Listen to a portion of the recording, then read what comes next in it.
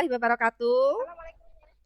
Waalaikumsalam warahmatullahi wabarakatuh. Selamat pagi anak-anakku. Gimana kabar kalian hari ini? Baik, Bu. Alhamdulillah baik.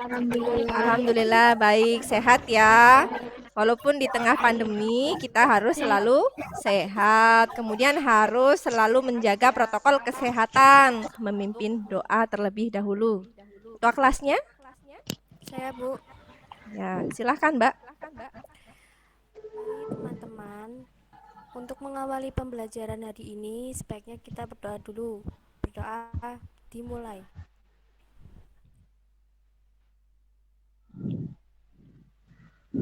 Berdoa selesai. Terima kasih. Indonesia, tanah airku, tanahku padaku. Di sini saya akan menampilkan ceramah yang akan saya hadirkan ke kalian. Tokohnya adalah Bapak Gubernur Jawa Tengah. Tahu? Tahu. Siapa Bapak Gubernur Jawa Tengah? Bapak Ganjar Pranowo. Bapak Ganjar Pranowo, bagus sekali, tepat luar biasa. Bapak Ganjar Pranowo itu adalah Gubernur Jawa Tengah, ya. Rahayu. Bapak Ibu, saudaraku sekalian, hari ini adalah tahun kedua kita merayakan kemerdekaan di tengah pandemi. 100.000 lebih saudara kita gugur. 3 juta lebih saudara kita merasakan perih. Silakan dipahami. Banyak orang bertumbangan, pedagang, pengusaha, karyawan, termasuk tenaga medis. Bukan hanya sektor perekonomian dan kesehatan, hampir seluruh lini kehidupan terkena pukulan telak dari pandemi ini. Setiap hari, kabar orang meninggal maupun usaha yang gulung tikar kita dengar. Grup-grup WA dan media sosial berubah jadi ruang penebar duka dan doa. Sedih, capek, marah, dan muak bergantian masuk di dada. Seolah-olah sudut untuk kita bahagia sudah tidak tersisa. Yang di sana, semangat semuanya. Panjenengan tidak sendirian. Yang penting, kita harus terus berjuang untuk pulih dan selalu meningkatkan imun. Jangan loyo, jangan melokro. Merdeka! Assalamualaikum warahmatullahi wabarakatuh. Dari yang sudah kalian simak tadi, itu adalah contoh ceramah jenis apa? Ada yang tahu? Saya, Bu. Ya, Neni, bagaimana Mbak Neni? Saya, Bu. Jenis ceramah persuasif. Jenis ceramah persuasif, luar biasa, tepuk tangan. Nah, berikutnya saya akan share untuk materi teks ceramah. Silahkan diperhatikan. Teks ceramah. Tujuan pembelajaran adalah yang pertama, peserta didik dapat merangkum isi dan struktur teks ceramah. Dan yang kedua, peserta didik dapat menelaah kebahasaan teks ceramah. Kemudian yang ketiga, peserta didik dapat menyusun teks ceramah. Dan yang terakhir, yang keempat adalah peserta didik nanti dapat menampilkan teks ceramah dengan memperhatikan teknik ceramah yang baik. Memperhatikan intonasi, ekspresi, artikulasi, tutur kata, dan pemahaman. Saya, Bu. Ceramah itu apa? Ya, Mbak Husni, ceramah itu apa, Mbak? Ceramah adalah pidato oleh seseorang di hadapan banyak pendengar mengenai suatu hal, pengetahuan, dan informasi. Bagus sekali, tepuk tangan. Pidato oleh seseorang di hadapan banyak pendengar mengenai suatu hal, pengetahuan, dan informasi. Selanjutnya, Neni, Neni, gimana Mbak Neni? Jenis ceramah berdasarkan tujuannya. Ada berapa? ada 3. Ada 3, Yang pertama, bagus. Yang pertama, ceramah informatif, ceramah informatif, ceramah rekreatif, ceramah rekreatif. Kemudian yang ketiga, dan ceramah persuasif. informatif itu apa? Ada yang tahu? Saya, Bu. Ya, sebutkan nama. Sulis. Sulis. Bagaimana Mbak Sulis? Ceramah informatif adalah ceramah yang bertujuan memberi wawasan. Ceramah informatif adalah ceramah yang bertujuan memberi wawasan. Tepat sekali, tepuk tangan. Kemudian berikutnya adalah ceramah rekreatif. Ada yang tahu? Saya, Bu. Ya, sebutkan nama. Neni, Neni, Mbak Neni. Bagaimana Mbak Neni ceramah rekreatif? ceramah rekreatif adalah ceramah yang bertujuan untuk menghibur pendengar. Ceramah rekreatif adalah ceramah yang bertujuan untuk menghibur si pendengar. Nah, ini adalah ceramah rekreatif. Berikutnya, yang ketiga, ini ada ceramah persuasif. Ada yang tahu pengertian ceramah persuasif? Saya, Bu. Ya, sebutkan nama. Husni. Husni, bagaimana Mbak Husni ceramah persuasif?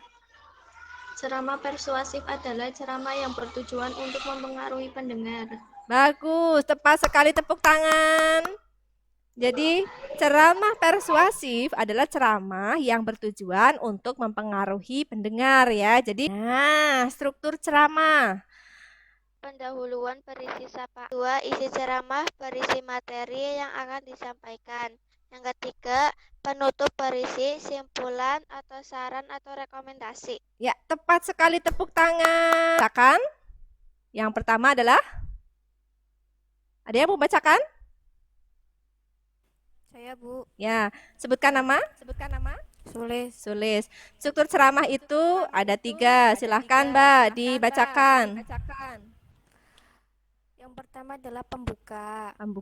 Berisi pendahuluan, berisi sapaan, salam, ucapan terima kasih, penyampaian tema atau judul.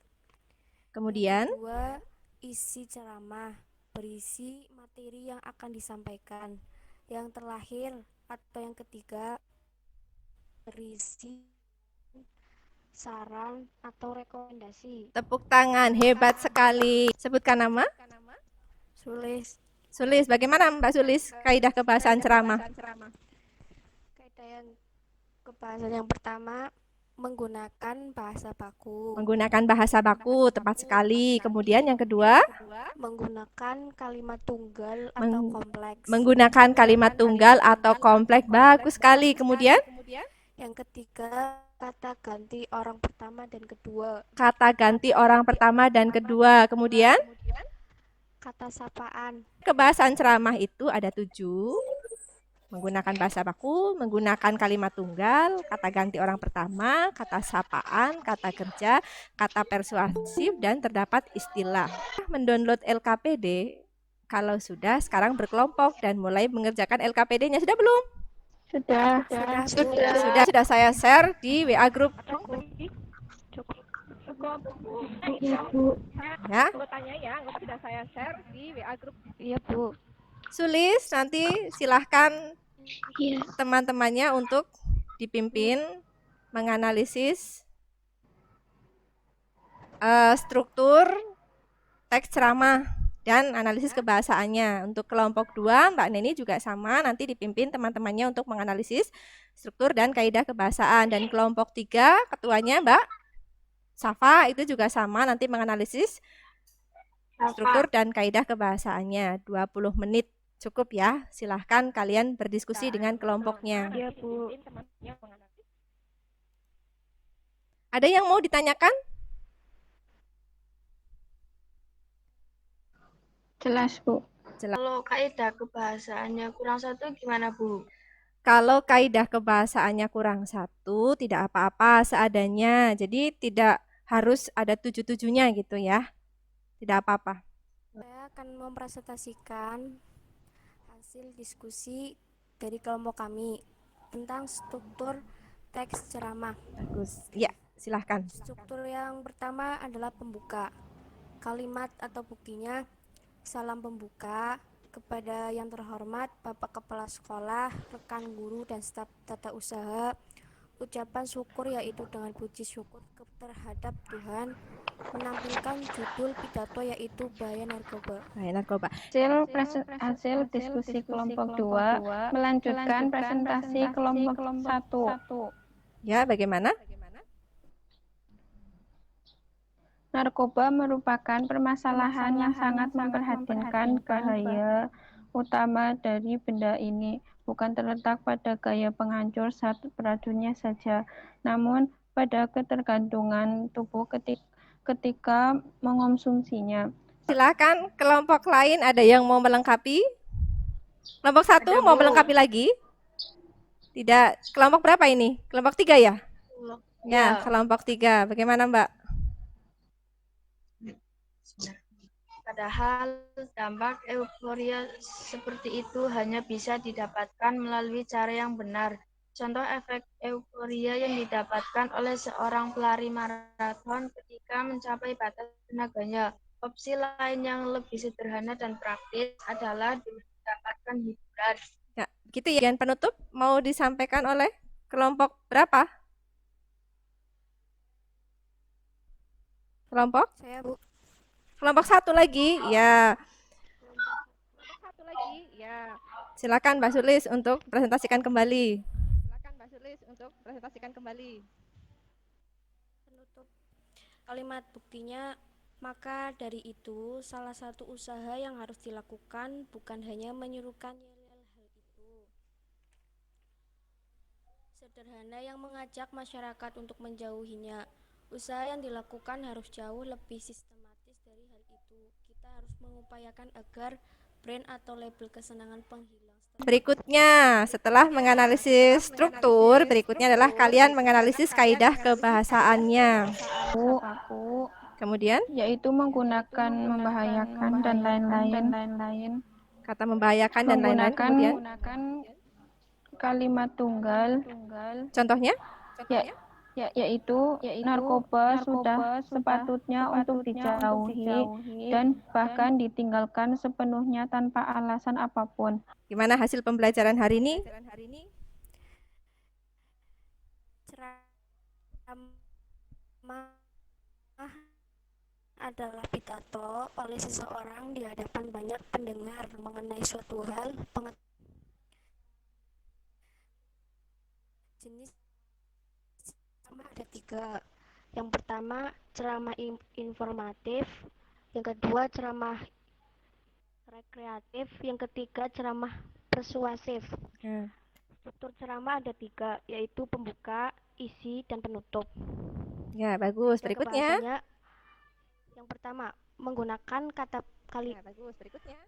menggunakan kalimat tunggal, kata ganti orang pertama dan kedua, kata sapaan, kata kerja. Minggu yang akan datang itu kalian saya suruh untuk berkelompok lagi dengan kelompok yang sama. Nanti kalian menampilkan hasil dari memproduksi teks ceramah itu. Salah, Bu? Nggak apa-apa, salah. Orang kalau mau pintar itu harus salah dulu ya, biasanya. Nah, gitu kira-kira. Tetap semangat untuk menjalani pembelajaran daring dengan cara tatap maya, tetap menjaga protokol kesehatan di rumah dimanapun tempatnya. Kemudian semangat untuk meraih cita-cita, ya, Mbak. Tetap semangat. Semangat, kalian luar biasa untuk hari itu. Tepuk tangan untuk diri kita semua. Sekian untuk pembelajaran hari ini. Apabila ada salah kata, saya mohon maaf yang sebesar-besarnya ya. Saya tutup dengan bacaan hamdalah bersama-sama. Alhamdulillahirabbil alamin. Sekian, Assalamualaikum warahmatullahi wabarakatuh. Sampai jumpa di pertemuan berikutnya. Waalaikumsalam warahmatullahi wabarakatuh.